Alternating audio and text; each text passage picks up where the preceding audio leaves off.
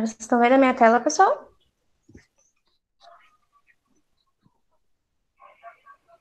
Sim, não? Beleza. Então, essa vai ser a nossa primeira aula de zoologia. E aí a gente vai ter uma introduçãozinha aqui falando sobre embriologia e caracteres comparados. Como a gente vai estar falando de caracteres comparados, eu trouxe uma filogenia, então a gente vai olhar como que essas características, embriológicas ou não, foram surgindo com o passar do tempo, tá bom? Então a gente vai começar aqui a ver os bichos, e aí a ideia é que zoologia é a ciência que estuda a vida animal. Até agora a gente tinha visto plantas e bactérias, fungos, essas coisas, agora a gente vai vir para os animais. E aí, o que é um animal, né? Pra gente saber do que a gente está falando, do que a gente está estudando e conseguir diferenciar isso dos outros grupos. A gente define animal segundo algumas características que são comuns a todos os indivíduos. Só que a ideia aqui é que essas características elas não são obrigatórias. Vai ter um ou outro organismo que ele vai fugir a essa regra, tá bom? Mas, de forma geral, a gente diz que os animais são organismos eucariontes, multicelulares, heterotróficos e que têm desenvolvimento por meio de blástula. Essa parte aqui do desenvolvimento por meio de blástula é uma coisa um pouco mais difícil de se observar no dia a dia. Entretanto, tipo, a gente pode perceber se você pegar um modelo de animal que você escolhe, então, por exemplo, esse tigre aqui, que ele é multicelular, então que ele não é composto por uma única célula, igual uma bactéria, que ele não vai ser heterotrófico, igual uma planta, ele não é autotrófico. Um tigre, ele não é capaz de produzir o próprio alimento, então ele vai ter que comer outros organismos. E que ele é eucarionte. Eucarionte também é um pouquinho difícil de visualizar, né? Mas a ideia é lembrar que nós somos eucariontes e que todos os animais também são eucariontes, tá bom? Eu vou explicar um pouquinho mais pra frente o que é isso, caso vocês tenham esquecido. E aí, quando a gente fala do reino animalia, que é o reino que inclui os animais, a gente vai perceber que eles estão encontrados em todos os ambientes terrestres. Então, a gente vai ter animais no fundo do mar, a gente vai ter animais na terra e a gente vai ter animais no ar, tá bom? Inclusive, o grupo animal é um único grupo que a gente pode considerar assim que ele teve desenvolvimento no ar. A gente não vê uma planta voando ou flutuando por aí, tá bom? A gente tem um número enorme de animais no mundo, né? A gente tem cerca de 1,3 milhões de animais no mundo, mas 30 desses milhões ainda não foram catalogadas. Então, tipo, a gente tem uma quantidade tão grande de vida animal na Terra que, mesmo com todos os estudos que a gente tem hoje e o tanto de espécies que a gente conhece hoje, muitas ainda não foram identificadas, tá bom? E aí, a maior parte das espécies que não foram identificadas, elas não são espécies de mamíferos ou desses bichos grandes que a gente vê, mas de espécies menores que vivem no fundo do mar, ou não micro-organismos, né? Ou aquelas espécies mais pequenininhas que é muito difícil de observar ou tem um desenvolvimento muito raro. A gente vai estudar aqui os 9 filos mais importantes, tá bom? E aí vocês vão ver mais especificamente características de cada um desses filos na próxima aula. Eu vou mencionar eles aqui, mas eu não vou falar, tipo, quais são os hábitos, como que é a reprodução de cada um. Esse tipo de coisa vocês vão ver lá mais pra frente. E aí o que a gente vai ver hoje é como se deu a evolução de alguns caracteres dentro desses grupos. Então, dentro dos poríferas, dos quinidárias, dos plateumintos, dos nematóides, do grupo molusca, anélida, artrópoda, equinoderma, equidodermata e cordata, tá bom? A gente está aqui nos cordatas. Então, a gente vai passar por toda essa listinha de animais, vindo desde as esponjas até chegar aqui nos cordatas, que são os animais que a gente pensa quando a gente pensa em animais, né? São aqueles animais maiorzinhos. E aí, para dar uma visão para vocês de aonde que a gente está situado, eu trouxe aqui uma arvorezinha filogenética e a gente vai construindo essa arvorezinha filogenética ao longo da aula, tá bom? Então, para começar a nossa arvorezinha filogenética, ela vai começar aqui embaixo, no protista flagelado, que é o ancestral comum que a gente supõe que seja de todos os animais. Então, um organismo, um protista ainda, ele se desenvolveu ali, ele desenvolveu a multicelularidade e um desenvolvimento embrionário por meio de mórula e blástula. Esses dois caracteres são os dois primeiros caracteres que a gente considera quando a gente fala de desenvolvimento dos animais, e é por isso que todos os animais vão levar esses caracteres nas suas árvores daqui por diante, porque é a nossa primeira teoria. E aí, quando a gente fala de desenvolvimento embrionário por meio de mórula e blástula, é importante lembrar o que é uma mórula e uma blástula. Então, aqui a gente tem um zigoto. O zigoto, ele é o resultado da fertilização, então, quando você dá a fecundação, quando você tem um espermatozoide do macho e o espermatozoide da fêmea se encontram, eles vão formar o zigoto. Quando esse zigoto começa a se desenvolver, ele vai começar a realizar múltiplas divisões celulares. Afinal de contas, o organismo que ele vai formar é um organismo multicelular, tem que ter mais que uma célula. Essa divisão vai formar a mórula. Então, a mórula é basicamente um conjuntinho de células do zigoto divididas, tá bom? A mórula se divide mais ainda, porque afinal de contas, os organismos, como a gente, eles não são compostos por 8 ou 10 células, eles são compostos por zilhões de células. Então, para desenvolver um bebezinho, a gente tem que fazer muita divisão celular, beleza? Depois do seu segundo conjunto de divisões celulares, a gente vai ter aqui a formação da blástula. Então, a gente tem o zigoto, começa a se dividir, forma uma mórula, com alguns conjuntinhos de células, tá bom? A gente divide mais, a gente forma a blástula. A blástula, cada bolinha dessa é uma célula. A gente pode observar que ela já tem uma quantidade muito grande de células. E aí, a blástula, a gente pode observar que ela vai ter uma estrutura muito característica, beleza? Quando a gente observa uma blástula, a gente vai discutir isso um pouco mais pra frente, a gente vai ter essa estruturazinha aqui externa, ó. E aí a gente vai ver alguns desenhos mais específicos coloridos, que facilita a visualização. E a gente vai ter essa cavidade dentro da blástula que a gente chama de blastocele, tá bom? Então, é importante que vocês lembrem dessa imagenzinha do corte da blástula, porque a gente vai precisar dela mais pra frente para definir algumas outras características. E aí, agora, depois que a gente desenvolveu multicelularidade e desenvolvimento embrionário, os animais desenvolveram corpo com sistema aquífero e sem tecidos verdadeiros. A gente vai discutir um pouco o que é tecidos verdadeiros, tá bom? E aí, em contraponto aos organismos que desenvolveram corpo com sistema aquífero sem tecido verdadeiro, a gente teve alguns organismos, que são os eumatozoas, que desenvolveram tecidos verdadeiros, beleza? Mas quais são esses animais que não têm tecidos verdadeiros? Os poríferas. Vocês conseguem saber um exemplo de porífera?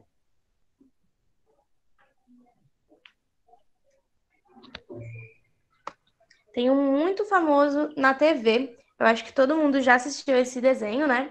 Então, os poríferas, eles são as esponjas. E aí, o Bob Esponja é um exemplo sensacional de porífera, que é o que a gente mais vê na TV, né? E sim, essas coisinhas que ficam aqui embaixo da terra são animais. Como a gente sabe que eles são animais, a gente analisa, beleza, eles são multicelulares. Eles não podem ser, por exemplo, bactérias ou micro-organismos. Mas eles ficam ali paradinhos e parecem com plantas. Por que que eles são isso, os corais? E por que que eles são animais e não plantas, já que eles ficam paradinhos ali e não fazem nada? Porque esses organismos, eles não são capazes de produzir o próprio alimento. Então, a gente vai ter que lembrar para uma outra característica, que é, eles são heterotróficos. Então, eu não sei se vocês vão conseguir ver, eu peguei uma imagem ruim que eu não pensei nisso, mas o Bob Esponja, ele tem um monte de buraquinhos. Os corais, as esponjas, eles têm um monte de buraquinhos. Esses buraquinhos servem para eles realizarem a filtração da água. Então, a água vai estar passando ali dentro desses organismos, eles vão estar filtrando a água e eles vão comer pequenos micro-organismos ou partículas ou coisinhas que vão estar flutuando nessa água, tá bom? Então, eles não produzem o próprio alimento e se alimentam do que está ali no meio que eles estão vivendo. E aí é importante lembrar que uma característica fisiologenética que surgiu com esse grupo é o corpo com sistema aquífero. Esse sistema aquífero vai servir, vocês vão ver com mais detalhes, né? Para poder dar sustentação para esses animais. Isso. Vai dar sustentação para esses animais e eles não têm tecidos verdadeiros, tá bom? Mas eles também são animais, os corais. E aí, agora eu mencionei para você essa questão de tecidos verdadeiros e tecidos sem tecidos verdadeiros. Vamos ver o que são esses tecidos, beleza? E aí, ó, aqui vai ter os quinidárias, que é dos corais, que vocês mencionaram aqui, né?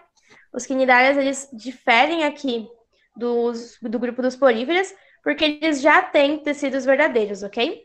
Enquanto os poríferas não têm tecidos verdadeiros. E aí, a gente vai estar aqui, a gente também tem outra característica que surgiu com eles, que é a característica deles serem diblásticos. E aí a gente vai discutir agora um pouco do que é isso de ter tecidos verdadeiros ou não e de ser diblásticos, tá bom? A ideia é que quando você vai dividir aqui com o seu desenvolvimento embrionário e você chegou na blástula, você vai ter... Nossa, desculpa, gente, assustei aqui. Você vai ter uma outra etapa, que é a glastulação, tá bom? E aí a glastulação, ela vai formar essa estruturazinha aqui, e ela basicamente, imagina que vocês têm uma bolinha ali na blástula, e essa bolinha ela vai começar a entrar para dentro dela mesma. Então imagina que vocês têm uma bola que começou a murchar, e uma parte dela vai invaginar, vai entrar dentro, que é essa parte amarelinha. Então isso aqui estava aqui embaixo, começou a invaginar para dentro, formou essa pequena abertura, tá bom? E aí, essa camada de fora, tanto essa camada amarelinha quanto essa camada que continua azul, a gente chama de folhetos germinativos. E por que que eles têm o nome? Porque eles são a mesma estrutura. Então, imagina que tudo isso aqui é uma bolinha, e essa parte que está determinada como folheto germinativo é essa parte de fora. Como ela invaginou, ela continua sendo a mesma coisa, mas agora ela vai ter uma característica um pouquinho diferente, tá bom? A gente vai ter aqui o blastocele. A gente vai chamar essa parte de dentro de blastopóreo. Então, o blastopóreo e o blastocele são folhetos germinativos, mas como eles vão desenvolver características diferentes e funções diferentes, a gente dá um nome para cada um, tá bom? A parte de dentro vai formar um intestino primitivo, que é o arquêntero. E essa partinha de fora a gente vai chamar de ectoderma, tá bom? E aí, a ideia é que esses nomes, eles são muito difíceis de decorar, tá bom? Aí vocês só precisam entender como que vocês vão separar um organismo que vai ter tecido verdadeiro de um que não vai ter tecido verdadeiro, tá bom? E a gente também tem o endoderma. Então, só a questão de endo, ecto e pra vocês lembrarem, ecto é o que vai estar fora, então é a camada de revestimento desse folheto germinativo, tá bom? Endo é aquela camada que vai estar dentro, então ela vai estar entre os folhetos germinativos, é esse miolinho que sobra aqui dentro, tá bom? E essa parte amarelinha, ela vai formar os órgãos principalmente. E aí, quando a gente fala aqui, eu mencionei, só voltando na filogenia, né? Que além da glastulação, outra coisa que surgiu são os tecidos verdadeiros, que foi uma característica permitida pela glastulação. E aí, quando a gente tem tecidos verdadeiros, a gente vai ter uma separação entre diblásticos e triblásticos. Então, vamos dar uma olhadinha aqui. A ideia dos tecidos verdadeiros, dos tecidos não verdadeiros, é que conforme você vai formar os tecidos, eles vão ser formados a partir dos folhetos embrionários, tá bom?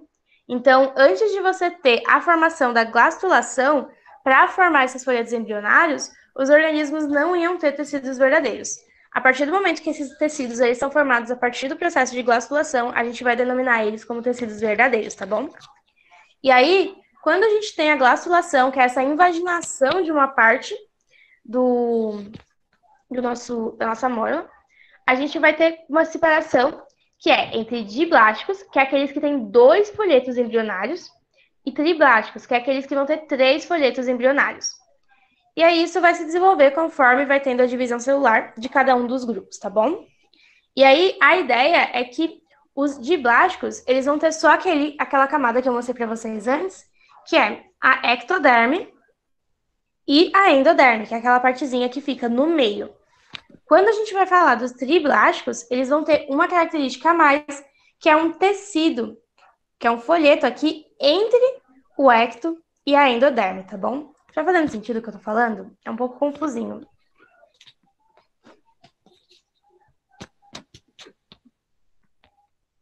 Vocês estão conseguindo entender, gente? Acompanhar assim? Senão eu posso parar e voltar também. Beleza. Então, ó, a ideia é, a gente vai ter tecido a partir do momento que teve glastulação, e é só importante lembrar aonde que aconteceu isso, que foi aqui depois dos poríferos, tá bom? E aí, ó, um outro desenhozinho aqui para mostrar para vocês, que tem vários esqueminhas, né?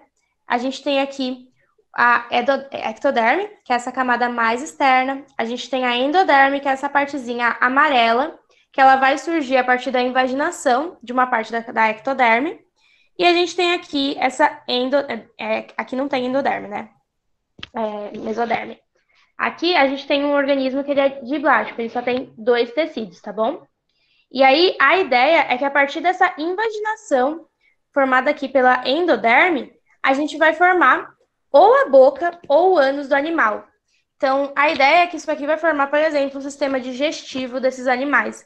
É uma aberturazinha que vai atravessar ali, vai estar formando o corpo do organismo, né? E a gente vai ter a formação da boca do animal. E a ideia é que a gente pode classificar os organismos também, muita classificação de organismo, conforme no qual estrutura vai surgir antes. Então, quando a boca desses organismos surge primeiro, a gente vai dar um nome, e quando o ânus desses organismos surge primeiro, a gente dá outro nome, tá bom? E aí, a ideia é que o blastóporo, que é essa estruturazinha aqui que a gente está vendo, que é formada depois da glaculação, ela pode dar origem primeiro à boca, depois ao ano. E agora eu esqueci qual é o nome que a gente dá para cada um, porque eu não escrevi. Mas eu acho que é deuterostômios e protossômios. Só um minutinho que eu vou checar, porque a professora de vocês ela é horrível com nomes. Eu acabei de esquecer. Ô, Vinícius, você tá aqui, você pode ajudar?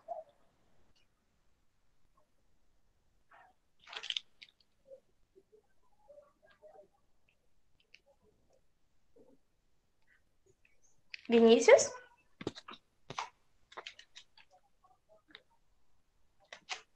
Tá, o Vinícius não está nos ouvindo.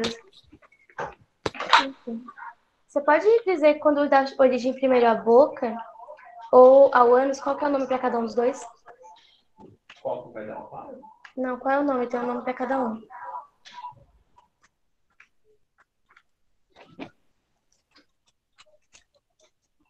Quando é a boca tem um nome, quando é o ânus tem outro nome. Você também não lembra, né? É um conhecimento, viu? Gente, não é um conhecimento útil. A gente não usa para nada. Então, vocês podem só ter a ideia aqui de que essa estrutura vai dar origem ou à boca ou ao ânus, tá bom?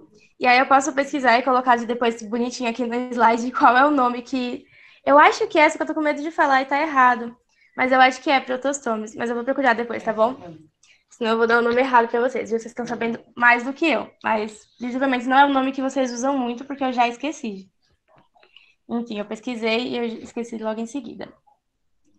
Tá bom? Fez sentido o que eu falei até aqui, apesar da minha confusão? E aí, outra coisa que surgiu ali depois da glaciação é a questão da simetria.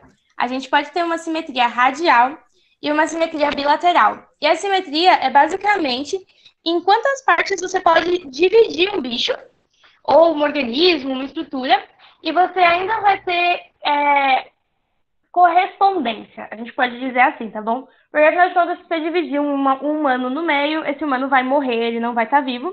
Mas quando a gente divide no meio, a gente tem 2 braços. Então a gente tem uma correspondência dentre os órgãos, tá bom? E aí, quando a gente fala, por exemplo, nos quinidários ou nos poríferas, a gente tem uma simetria radial. Essa simetria radial quer dizer o quê? Que a gente pode dividir esses animais em qualquer um dos eixos, que a gente ainda vai ter uma correspondência nas suas estruturas, porque afinal de contas eles não vão ter ali órgãos muito complexos ou muito definidos, então a gente não tem muito problema quando a gente fala de simetria. Se você cortar esse organismo, por exemplo, no meio aqui, talvez a gente tenha uma diferença, mas quando a gente olha eles de cima e faz essa divisão num círculo, né, em vários raios, a gente não tem problema nenhum desses animais. Agora, quando a gente fala, por exemplo, em humanos, em cachorro, em gato, esses animais que a gente pensa no dia, que a gente vê mais no dia a dia, se a gente dividir esses animais em múltiplos eixos de divisão, a gente não vai ter uma correspondência. E aí, para facilitar a vida e ajudar os estudos, a gente divide esses organismos principalmente em 2 eixos de divisão, tá bom? E aí, uma ideia que a gente pode chamar a gente pode dar nomes para os eixos. Quando a gente fala aqui nos organismos que eles têm simetria radial, a gente pode chamar as regiões de oral e aboral. A região oral é a região em que vai ficar a boca desses animais, então a boca vai ficar aqui em cima. Quando a gente fala de medusas, isso pode mudar um pouco, tá bom? A região oral, mas principalmente nos quinidários e nos corais, a região oral vai ficar aqui em cima. E a região aboral é aquela região que vai ficar fixada no substrato, tá bom? E aqui, falando de um organismo que ele tem simetria bilateral, eu trouxe uma artrópode, que é uma lagosta, E a gente vai observar um pouco aqui quais são os eixos de divisão que a gente pode ter desses animais. Então, como eu disse, a gente pode dividir a gente no meio, e aí a gente vai chamar isso de lado direito e lado esquerdo. E a gente ainda vai ter uma correspondência tanto visual aqui entre os órgãos, quanto nos nossos órgãos internos, a maior parte deles também vai ter essa correspondência. A gente pode dividir esses animais como dorsal e ventral, e aí segue uma lógica aqui parecida, tá bom? Com os animais que são de simetria radial. A parte dorsal é a região de cima das costas dos animais, então facilita mais pensar aonde vai estar, por exemplo, nos animais que são maiores, a coluna deles. E a parte ventral é a parte que vai ficar aqui a nossa barriga, que é a parte de baixo da maioria dos animais, tá bom? Lembrando que animais é um grupo muito... Todos os grupos de vida, né? E existem exceções. Então, não levem isso como regra para a vida, mas se vocês lembrarem que dorsal é a parte das costas, fica em cima, e ventral é a parte da barriga, fica embaixo, já vai ajudar muito a resolver muitos problemas.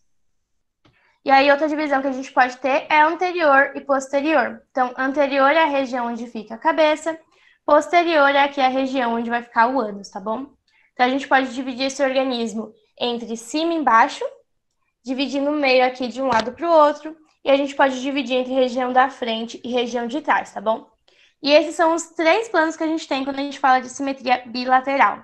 E é diferente da simetria radial, que a gente pode dividir ali em múltiplos N planos. Olha, Vinícius agora ele me ajudou ali. Então, muito obrigada, Vinícius. E aí, ó, aqui então a gente viu o que é ser diblástico ou triblástico. Diblástico é quando você vai ter 2 folhetos embrionários. Triblásticos é quando você tem 3 folhetos embrionários. E a partir dos grupos que vão vir daqui para frente, eles vão começar a ter a simetria bilateral. Então, os grupos que vieram antes do surgimento dessa característica, eles tinham simetria radial. A gente podia dividir eles em múltiplos eixos de divisão, tá bom? E aí eu acho que, tipo, uma água-viva é um pouco fácil de pensar, por exemplo, que uma água-viva ela é redondinha, né? Ela já é um círculo ali, você pode simplesmente dividir ele sem problema nenhum. E aí agora a gente vai começar a ficar um pouco mais confuso, tá bom? Vai surgir um monte de características. Uma característica que vai surgir aqui é a de ser protostômios. Então, a ideia é que eu me confundi, né? Que os organismos que vieram antes daqui, aquela estrutura, ela ia formar a boca. A partir daqui, essa estrutura vai começar a formar o ânus, tá bom? E aí a gente também vai ter organismos acelomados. E aí a gente vai ter que voltar de novo para o desenvolvimento embrionário para entender o que é um organismo ser acelomado ou não, ou celomado, tá bom? E a ideia é que eu trouxe um exemplo de organismo acelomado, a gente tem um plateuminto, e aí quando a gente corta esse plateuminto no meio, a gente vai ter uma estruturazinha parecida com essa. E aí vamos dar nomes a essas coisinhas coloridas. A parte de fora a gente vai chamar de epiderme ou ectoderme. A parte de dentro a gente vai chamar de endoderme, então lembrando ali daqueles nomes que a gente já tinha dado antes para os folhetos embrionários. Aqui a gente vai ter uma musculatura que também é a mesoderme, tá bom? Então essa partezinha que tá aqui, que tá com a setinha meio ruim, que é o azul. E a gente vai ter o tubo digestivo. E aí as cores, elas podem lembrar um pouco a gente, aquelas cores que a gente tinha antes lá nos nossos folhetos embrionários. O tubo digestivo aqui foi formado pelo folheto de dentro, né? Pelo blastóporo. E os outros tecidos foram formados pelo resto da nossa blástula ali. E aí a ideia é que quando a gente tem um organismo que ele é acelomado, é porque ele não tem celoma. Então, tipo, ele não tem um espaçozinho ali entre o tubo digestivo e a sua ectoderme. Eu vou mostrar outra imagem para fazer mais sentido, tá bom? Que é meio complicado de entender. E aí a ideia é que aqui, esses organismos que desenvolveram protostomia e são acelomados, a gente chama de plateumintos, tá bom? Que são as planáriazinhas. É difícil de ver planária, mas são as planárias. E aí a gente tem outros organismos que vão ser pseudocelomados, então eles já vão ter um quase celoma ali. E aí eles também vão ter uma cavidade no corpo. A ideia dos acelomados que eu disse é que eles não têm uma cavidade. Se eles não têm uma cavidade, eles não têm um espaço ali para ter o celoma. A partir do momento que esses animais desenvolveram uma cavidade, eles começaram a permitir a existência do celoma, tá bom? E aí, ó, a ideia é que esse organismozinho que a gente vai ter aqui, eu vou mostrar mais pra frente, mas os pseudocelomados, eles vão ser esses aqui, ó, e aí eles vão ter meio que um espaço, que é esse desenho amarelo aqui. As setinhas, elas estão um pouco complicadinhas de ver, mas ele vai seguir o mesmo, a mesma ideia do anterior. Então, esse bolinho amarelinho aqui no centro é o tubo digestivo, que foi desenvolvido a partir do seu blastóporo. A gente vai ter uma epiderme, um tecido de revestimento do tubo digestório e uma musculatura ali também. A única diferença é que aqui a gente não tinha espaço nenhum entre a endoderme e o tubo digestório. Aqui a gente começa a ter um espacinho que a gente chama de pseudoceloma entre a epiderme e o seu tubo digestório, tá bom? E aí um exemplo desse grupo são os nematóides, que são os vermes, tá bom? E aí eu tirei a imagem, mas era aquela imagem que estava aqui. Esses aqui são os vermes. Esse verme, por exemplo, ele está colado aqui em um tecido. São organismos não muito agradáveis, as pessoas normalmente não gostam de encontrar nematóides no dia a dia. Os nematóides também são fatores muito importantes de doenças, tá bom, pessoal? Então, vocês já viram eles quando vocês viram doenças, e a gente vai ver mais um pouquinho mais pra frente. Eu acho que desconfigurou um pouco aqui, então peço desculpa. Mas, seguindo aqui, nossa, desconfigurou muito, não foi pouco. A gente tem os pseudocelomados e a gente também tem o desenvolvimento do celoma logo em seguida. Então, a partir do momento que a gente teve aqui o desenvolvimento da cavidade do corpo, a gente tem o desenvolvimento dos celomas. Então, a gente vai ter os pseudocelomados e os celomados, tá bom? E aí, quando a gente fala dos celomados, a gente pode pensar aqui, por exemplo, nos anelídeos. E aí é interessante perceber que todos eles são, tipo, organismozinhos ali que vão viver na Terra, que são esticadinhos, eles têm características completamente diferentes quando a gente fala em caracteres evolutivos, né? Um é acelomado, o outro é pseudocelomado, e os anelídeos, que são as minhocas, eles já são organismos celomados mais parecidos com a gente, tá bom? E aí, quando a gente fala em organismos celomados, eles vão ter essa carinha aqui, se a gente fizer um cortezinho neles. A gente lembrando aqui, essa estrutura amarela é o tubo digestório, tá bom? Então, o intestino e tudo mais. A gente vai ter a camada externa, a gente vai ter essa camadinha azul, que é a endoderme. E aí, a gente vai ter aqui, ó, entre essa camadinha roxa, que é a nossa endoderme, a gente vai ter dois espaços. Então, os acelomados não têm espaço nenhum, os pseudocelomados têm um espaço e os celomados têm duas cavidades, dois espaços, tá bom? E aí você pergunta, tá, mas para que serve esse celoma? O celoma ele vai ser importante porque ele vai permitir o desenvolvimento de outras estruturas desses animais, tá bom? Então, quando a gente pensa, por exemplo, nos animais que eles não têm que eles não são nem diblásticos, aí a gente percebe que esses animais eles não têm, por exemplo, ó, vamos voltar aqui para nossa voltar para a anterior, que ela tá mais bonitinha. Quando a gente pega uns organismos que eles não chegam nem a ter a glaculação e a presença de tecidos, a gente percebe que eles são organismos muito simples, eles não são capazes nem de locomoção. Quando a gente começa a desenvolver aqui os tecidos verdadeiros, seja ele diblástico ou triblástico, esses organismos ganham a possibilidade de desenvolver outras estruturas e começar a se locomover e fazer outras coisas. Então, quando a gente fala dele ser celomado e acelomado, a ideia é a mesma, essa característica vai permitir que eles desenvolvam outras estruturas, tá bom? E aí, quando a gente fala de pseudocelomados, a gente vai ter aqui os nematóides, e quando a gente fala de organismos celomados, a gente vai ter todos os outros organismos que a gente tem na nossa árvorezinha, né? Então, a gente vai ter os moluscos, os anélidas, os artrópodes. E aí, a ideia é que vai surgindo outras características aqui também, né? Então, quando a gente fala, por exemplo, no anélida, não sei se vocês já viram uma minhoquinha. Uma minhoca, ela tem vários risquinhos que estão cortando o corpo dela inteiro. A gente chama isso de segmentação. E se a gente olhar, por exemplo, um plateamento não tem uma segmentação, ele é uma faixinha extensa, esticadinha, tá bom? E aí, a segmentação do corpo, ela também ajuda nessa característica de você ter órgãos distintos em estruturas distintas em lugares distintos do corpo do animal, tá bom? Então, isso permite um desenvolvimento muito maior dos organismos e o desenvolvimento de estruturas muito mais complexas. E aí, aqui, quando a gente chega nos artrópodes, a gente vai ter um desenvolvimento de um exoesqueleto quitinoso. Vocês sabem me dizer a função de um exoesqueleto quitinoso?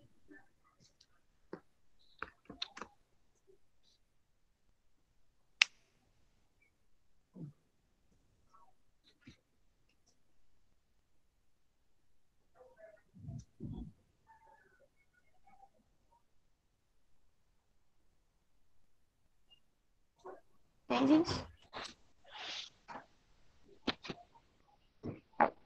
Tá. Vamos pensar nos organismos que a gente estava vendo até aqui, tá bom? Então, a gente tem os poríferas, a gente tem os quinidários, os plateumintos, os nematóides. Esses organismos, eles vivem normalmente ou em ambientes com muita umidade, ou em ambientes que são realmente, tipo, mar, rios, oceanos e tudo mais. Então, os moluscos também, eles dependem. Os moluscos, a gente tem moluscas terrestres já, tá bom? Que são as lesmas, mas são organismos que dependem muito da água ainda para o seu desenvolvimento. Então, a gente não vai ver uma lesma ou qualquer um desses outros organismos que a gente tinha aqui antes andando plenamente num dia de sol. Porque eles dependem muito da água e eles correm o risco de desidratar.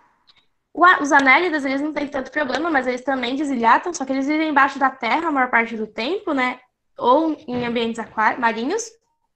Temos muito grupo de anélidas, tá bom? Mas a ideia é que todos esses grupos que a gente tinha até aqui, eles eram muito dependentes da água ainda. Então, esses organismos, eles desenvolveram muitas características, mas eles não conseguiam viver muito tempo fora do ambiente aquático ou em ambientes com muita pouca água. Ou tem exceções, mas de forma geral é isso. A presença desse exoesqueleto quitinoso permitiu que esses animais vivessem em ambientes que são muito secos ou que eles não tivessem uma dependência tão grande da água, uma vez que eles têm uma camada que recobre eles e evita a ressecação, tá bom? Então, aqui quando a gente fala de artrópodes, a gente vai ter os insetos, principalmente. Tem muitos grupos de insetos, tá bom? E os insetos, eles são um dos grupos mais abundantes que a gente tem. Então, eu coloquei aquela fotinha lá no começo, eu esqueci até de comentar que a maior parte da nossa diversidade de animais, daquela que eu mencionei que é enorme, ela é basicamente de artrópodes, tá bom?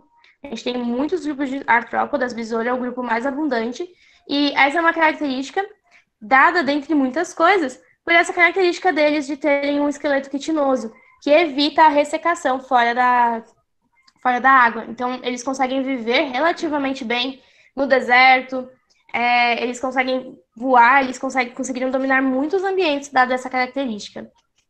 Isso é muito interessante deles, então é uma característica super legal de perceber que surgiu aqui nos artrópodes, tá bom?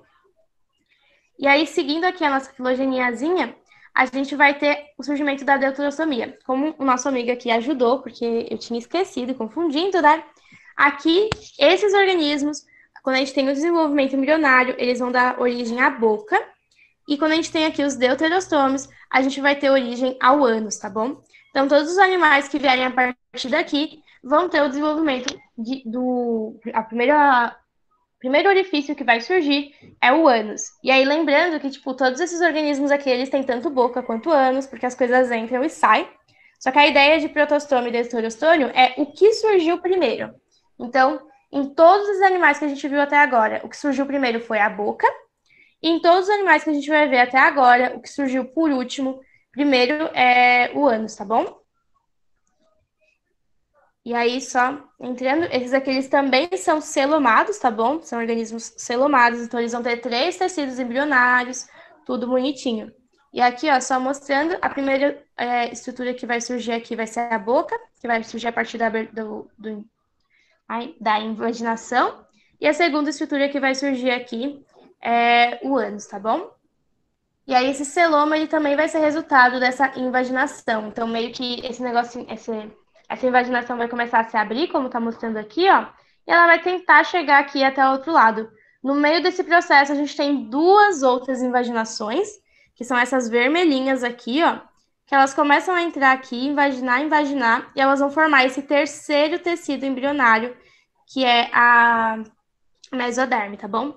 Então, a ideia, ó, a ectoderme, ela acaba formando aqui essa endoderme, e a endoderme forma a mesoderme.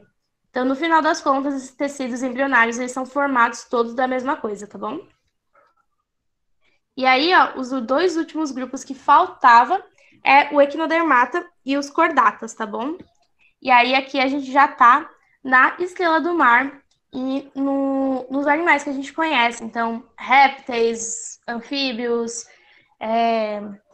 mamíferos, todos eles estão incluídos aqui em cordata, tá bom? Então, uma coisa interessante é que a gente falou aqui de muitos grupos de animais e a gente não chegou em nem metade dos grupos de animais existentes, né? Enfim. E aí, uma característica aqui dos cordatas e dos Equinodermatas, aqui a gente vai ter o surgimento de mais duas características, tá bom? Quando a gente fala dos equinodermatas, a gente pode pensar na estrela do mar, e aí a gente vai ter uma outra relação de simetria, e a ideia é que, por exemplo, uma artrópode ou um mamífero, a gente não pode dividir em múltiplos eixos de divisão. Entretanto, uma estrela do mar é aquele bichinho que tem 5 pontas. A gente ganha ali um outro plano de divisão, que a gente pode dividir aquele organismo em pelo menos 5 partes, tá bom? Então aqui eles vão se parecer um pouco com a simetria radial, só que eles ainda não têm uma simetria radial. Isso se dá porque eles vão ter ali alguns órgãos, eles vão ter estruturas muito mais desenvolvidas do que o de um porífero. Então, se você dividir em muitos eixos, você não vai ter uma correspondência. Então, a gente vai ter aqui o desenvolvimento da simetria pentaradial. Então, ela se parece com a radial, só que ela só pode ser dividida em 5 partes, tá bom? E aí, uma ideia boa de lembrar é, a gente tem uma estrela do mar, quantos pedacinhos eu posso dividir uma estrela do mar, tá bom? Então, essa é uma característica que surge aqui com os equinodermatas. E aí, quando a gente fala do cordata, uma característica que surge é a notocorda. Vocês sabem o que é a notocorda? Pode dizer, não sei também, tá bom? Já ajuda pra mim ter uma noção, porque às vezes eu saio falando e eu posso falar coisas que vocês já sabem.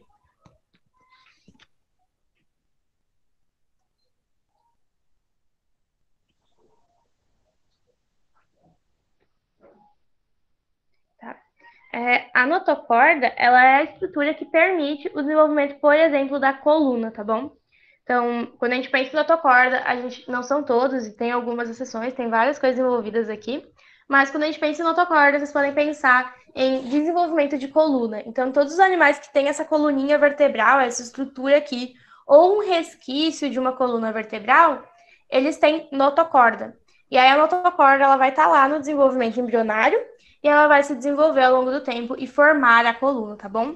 Então, uma característica dos cordatas é que eles possuem notocorda. E aí eu vou arrumar, porque isso aqui ficou totalmente desconfigurado, uma coisa subiu em cima da outra. Mas esse esqueminha aqui é uma coisa muito importante de vocês lembrarem. As características em si, vocês podem confundir, tá? O que é um deuterostômio? O que é um protostômio em si? Mas você lembrar qual grupo tem cada uma dessas características é muito importante e ajuda muito a entender tanto os próprios grupos, quanto a relacionar eles entre si, tá bom? Então eu vou arrumar esse esqueminha aqui para vocês poderem ver depois. E aí uma coisa que eu não sei se vocês sabiam, eu esqueci de explicar, é que a gente pode pensar numa filogenia como se ela fosse uma passada pelo shopping, ou algo do tipo. Cada vez que você passa por uma coisinha preta aqui, isso é normalmente, tá bom? A gente tem exceções, mas cada vez que você passa por essa linhazinha preta, você vai ganhar uma característica nova, e essa característica ela vai se manter até que alguém diga o contrário. Então, por exemplo, se a gente for pegar aqui o artrópoda, a gente pode fazer o caminho reverso do artrópoda, tá bom? Então, ele vai ter exoesqueleto quitinoso, ele vai ter metameria, ele vai ser celomado, ele vai ter cavidade no corpo, vai ser protostômio, vai ser triblástico e possui simetria primária bilateral, vai ter glaculação, vai ter desenvolvimento embrionário em módulo e blástula, vai ser multicelular e vai ser heterotrófico, tá bom? Então, a ideia é que todas as características pela qual um animal passa até chegar no seu destino final são as características que ele tem, tá bom? Então, isso é uma coisa importante de lembrar, que ele não vai perdendo características, a não ser que ele te informe. Às vezes ele fala, ó, esse bicho aqui perdeu a deuterostomia e ele acabou sendo um protostômio. Isso pode acontecer, tá bom?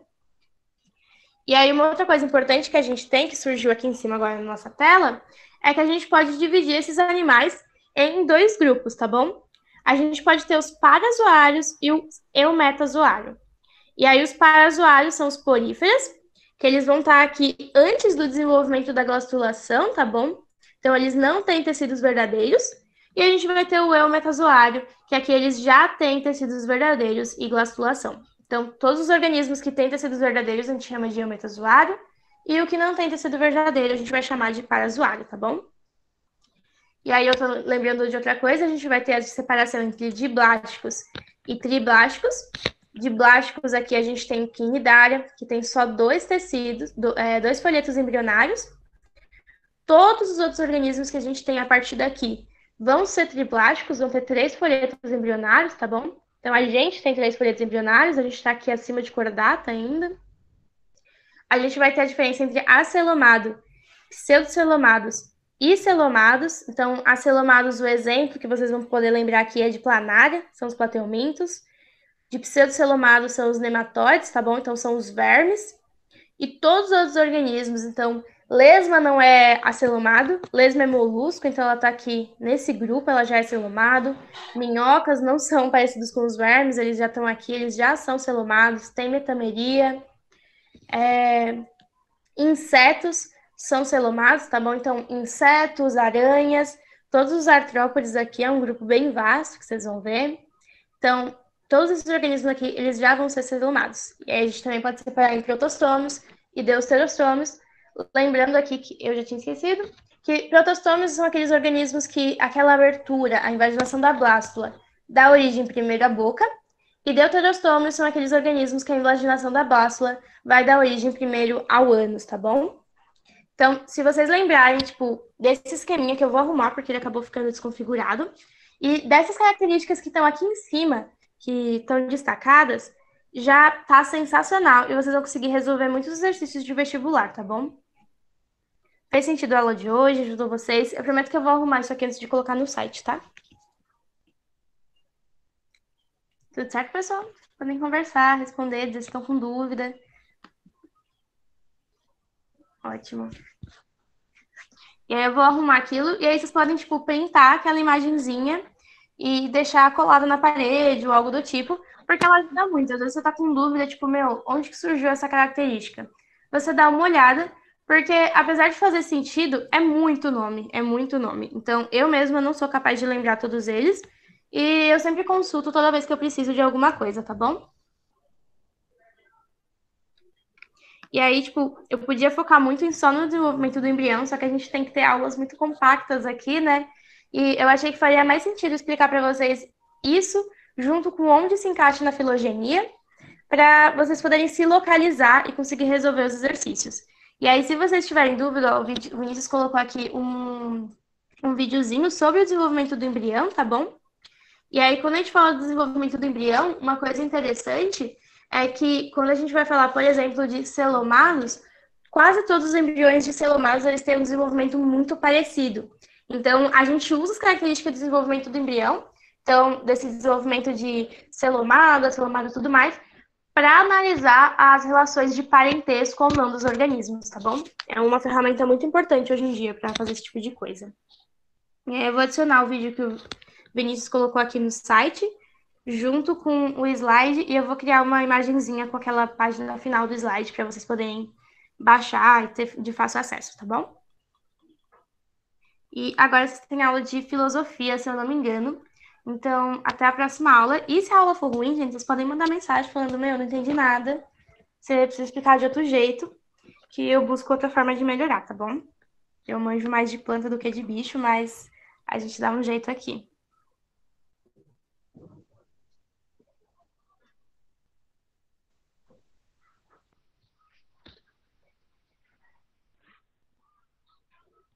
Vou parar a gravação.